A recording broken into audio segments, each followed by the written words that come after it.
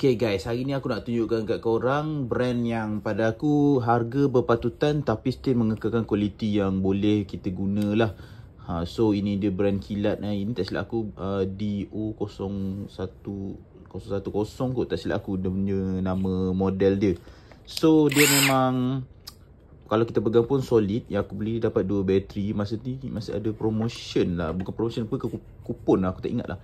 So harga dia dalam 120 macam tu lah. So binaan dia solid. Sini besi guys, ini besi. So macam biasalah ada adjust speed 1 dengan 2. Lepas tu dia ada untuk kita drill screw ataupun drill tebuk, ataupun untuk kita hammer lah. Hammer ni macam kita nak tebuk kawasan batu lah. Macam kita nak drill dalam batu, pakai yang ni.